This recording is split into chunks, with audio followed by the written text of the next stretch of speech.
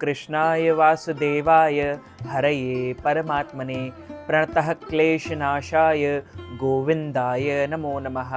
वसुदेवं सुतं देवं कंसचारूणमर्दनं देवकी परमानंदम कृष्णं वंदे जगद्गुरु। आपको और आपके पूरे परिवार को देवउठनी एकादशी की हार्दिक शुभकामनाएं एवं बधाइयाँ। कार्तिक मास के शुक्ल पक्ष की एकादशी को देवउठनी एकादशी, देवोत्थान एकादशी, देव प्रबोधिनी एकादशी और तुलसी विवाह कार्तिक एकादशी के नाम से जाना जाता है। इस एकादशी तिथि का आरंभ 11 नवंबर 2024 सोमवार की शाम 6:47 से हो जाएगा, जो कि 12 नवंबर 2024 मंगलवार के दिन 4:05 पर एकादशी तिथि का समापन हो जाएगा।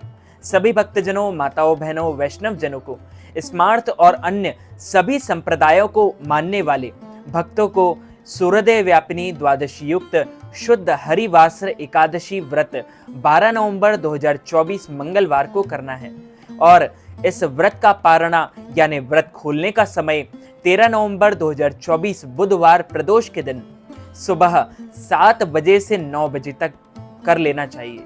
देव उठते ही चातुर्मास समाप्त हो जाएगा और शादी, विवाह, अन्य मांगलिक कार्यक्रम शुरू हो जाएंगे। विष्णु एकादशी गीता तुलसी विप्रधे नवः असारे दुर्ग संसारे शतपदी मुक्तिदायिनी। अर्थात भगवान श्री हरि विष्णु जी का पूजन करना, एकादशी का व्रत रखना, गीता जी का पाठ करना, तुलसी जी का पूजन एवं दर्शन करना, ब्राह्मणों की सेवा करना, दान करना, भोजन कराना, गौ माता की रक्षा व सेवा करना, यह 6 कार्य इस कठिन संसार सागर को पार कराने हेतु मुक्तिदायक बताए गए हैं। पूरे वर्ष में 24 एकादशी आती है, लेकिन जिस साल अधिक मास या पुरुषोत्तम मास आता है उस साल 2 एकादशी अधिक यानी कुल मिलाकर 26 एकादशी आती है। प्रत्येक महीने में 2 बार, एक कृष्ण पक्ष और दूसरी शुक्ल पक्ष। दोनों ही एकादशियों का भिन्न भिन्न महत्व हमारे पुराणों एवं धर्म ग्रंथों में बताया गया है। एकादशी का व्रत भगवान श्री लक्ष्मी नारायण जी का परम प्रिय व्रत है। एकादशी का व्रत करने मात्र से मनुष्यों के कई जन्मों के पाप जड़ से नष्ट हो जाते हैं तथा उनके पुण्यों का उदय होता है। जब मनुष्य के जन्म जन्मांतर के पाप नष्ट हो जाते हैं तभी उन्हें सांसारिक एवं भौतिक सुखों की प्राप्ति होती है। जो भक्त एकादशी का व्रत करते हैं उनको दशमी से लेकर द्वादशी तक कुछ महत्वपूर्ण नियमों का पालन अनिवार्य रूप से करना चाहिए। दशमी के दिन एक समय शुद्ध एवं सात्विक भोजन करें। इस दिन चावल, शहद, लहसुन, प्याज, मांस, मदिरा, मसूर दाल, कटहल की सब्जी का उपयोग बिल्कुल नहीं करना चाहिए। दशमी के दिन पराये अन्न अर्थात दूसरे के घर का भोजन बिल्कुल भी नहीं करना चाहिए। ब्रह्मचर्य व्रत का पालन करना चाहिए। एकादशी के दिन सुबह जल्दी उठकर स्नान करके पूजा अर्चना कर एकादशी व्रत का संकल्प धारण करें। पद्म पुराण के उत्तरखंड के अध्याय 64 में श्लोक 34 लिखा है, एकादश्याम निराहार स्थित्वाम परेहमि भोक्ष्यामि पुंडरीकाक्ष शरणम में भवच्युत। हे कमल नयन भगवान अच्युत, मैं एकादशी के दिन निराहार रहकर दूसरे दिन ही भोजन करूंगा। सूर्य भगवान को अर्घ्य दें, माता पिता को प्रणाम करें, तुलसी जी का पूजन एवं दर्शन करें, गौ माता का पूजन करें। इसी दिन अन्न नहीं खाना चाहिए, केवल फलाहार करें। सर्वोत्तम फलाहार गाय का दूध व फल होते हैं। इस दिन झूठ न बोलें, क्रोध न करें, लड़ाई झगड़ा एवं वाद विवाद बिल्कुल न करें और ब्रह्मचर्य व्रत का पालन करते रहना चाहिए। दाढ़ी कटिंग व शेविंग न करें, किसी का भी आप अपमान या अनादर न करें, दिन में ना सोए, रात्रि जागरण करें और पूजन पाठ करके ब्राह्मण के मुख से ही एकादशी व्रत कथा का श्रवण करें। कथा सुनने के बाद यथाशक्ति उन्हें दान दक्षिणा में प्रदान करें और एकादशी के अगले दिन ही व्रत का पारणा करें।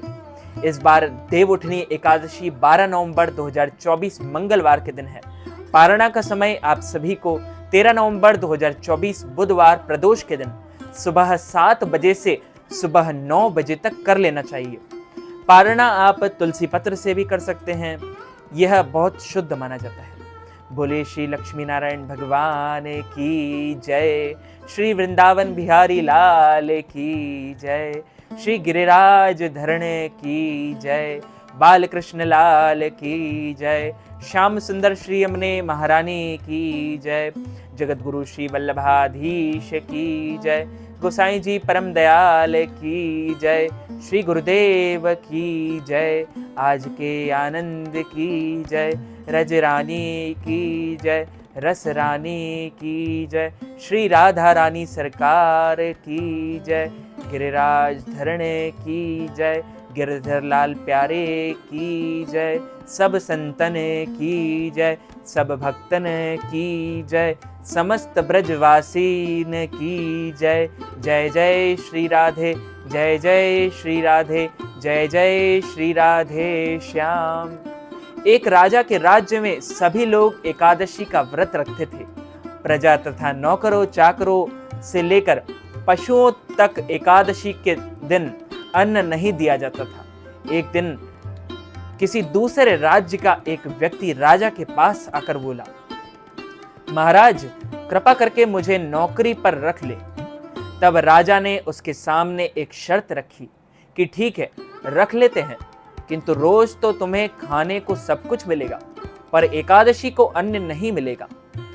उस व्यक्ति ने उस समय हाँ कर ली, पर एकादशी के दिन जब उसे फलहार का सामान दिया गया तो वह राजा के सामने जाकर गिड़गिड़ाने लगा, महाराज इससे मेरा पेट नहीं भरेगा, मैं भूखा ही मर जाऊंगा, मुझे अन्न दे दो।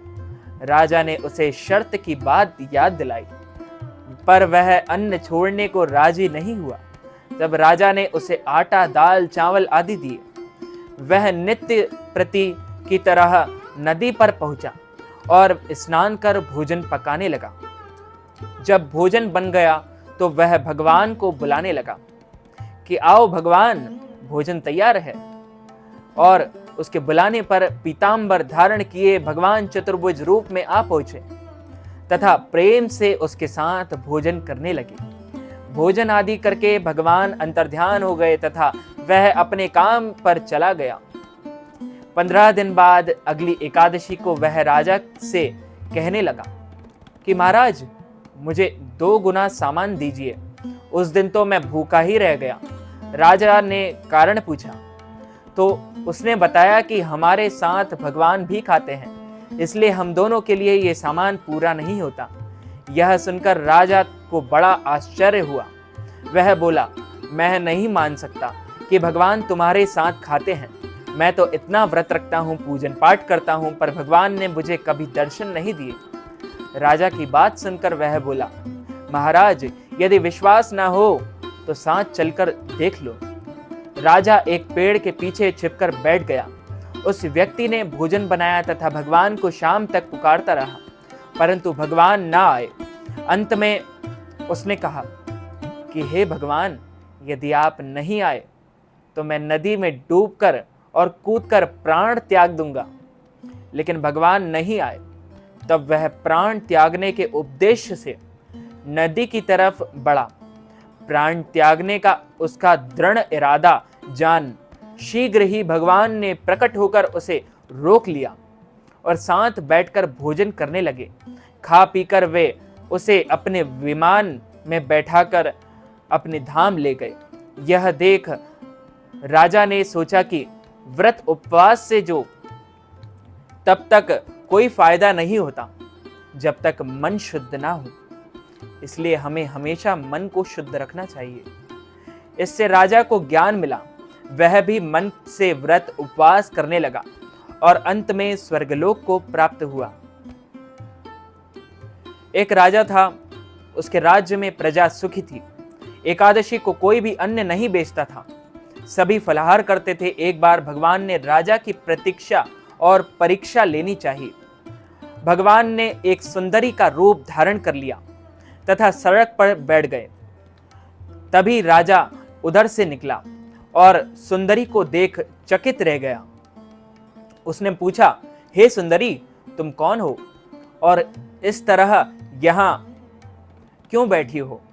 तब सुंदर स्त्री बने भगवान बोले, मैं निराश्रिता हूं। नगर में मेरा कोई जाना पहचाना नहीं है, किससे सहायता मांगू? राजा उसके रूप पर मोहित हो गया। वह बोला, तुम मेरे महल में चलकर मेरी रानी बनकर रहो। सुंदरी बोली, मैं तुम्हारी बात मानूंगी, पर तुम्हें राज्य का अधिकार मुझे सौंपना ही होगा। राज्य पर मेरा पूर्ण अधिकार होगा। मैं जो भी बनाऊंगी तुम्हें खाना होगा। राजा उसके रूप पर मोहित था, अतः उसकी सभी शर्तें स्वीकार कर ली। अगले दिन एकादशी थी। रानी ने हुक्म दिया कि बाजारों में अन्य दिनों की तरह अन्न बेचा जाए, और उसने घर में मांस, मछली आदि पकवाए तथा परोस कर राजा से खाने के लिए कहा। यह देखकर राजा बोला, रानी, आज एकादशी है, मैं तो केवल फलाहार ही करूंगा। तब रानी ने शर्त की बात याद दिलाई और बोली, या तो खाना खाओ, नहीं तो मैं बड़े राजकुमार का सिर काट दूंगी। राजा ने अपनी स्थिति बड़ी रानी से कही तो बड़ी रानी बोली, महाराज, धर्म ना छोड़ो, बड़े राजकुमार का सिर दे दें। पुत्र तो फिर मिल जाएगा, पर धर्म नहीं मिलेगा। इसी दौरान बड़ा राजकुमार खेलकर आ गया। माँ की आंखों में आंसू देखकर वह रोने का कारण पूछने लगा, तो माँ ने उसे सारी वस्तु स्थिति बता दी। तब वह बोला, मैं सिर देने के लिए तैयार हूं। पिताजी के धर्म की रक्षा होगी, जरूर होगी। राजा दुखी मन से राजकुमार का सिर देने को तैयार हुआ तो रानी के रूप से भगवान विष्णु ने प्रकट होकर असली बात बताई। हे राजन, तुम इस कठिन परीक्षा में पास हुए। भगवान ने प्रसन्न होकर प्रसन्न मन से राजा से वर मांगने को कहा।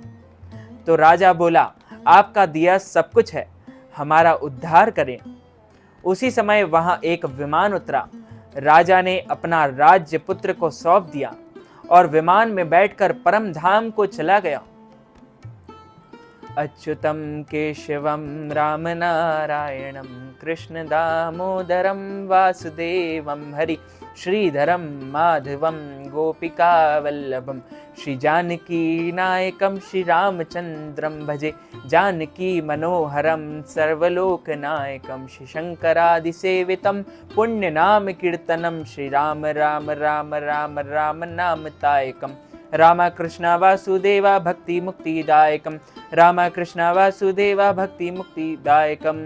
बोलिए श्री वृंदावन बिहारी लाल की जय, श्री गिरिराज धरण की जय, बाल कृष्ण लाल की जय, श्याम सुंदर श्री यमुने महारानी की जय, जगत गुरु श्री वल्लभाधीश की जय, गोसाई जी परम दयाल की जय, श्री गुरुदेव की जय, लाडले लाल की जय, आज के आनंद की जय, रजरानी की जय, रसरानी की जय, श्री राधा रानी सरकार की जय, सब संतन की जय, सब भक्तन की जय, समस्त ब्रजवासीन की जय। जय जय श्री राधे, जय जय श्री राधे, जय जय श्री राधे।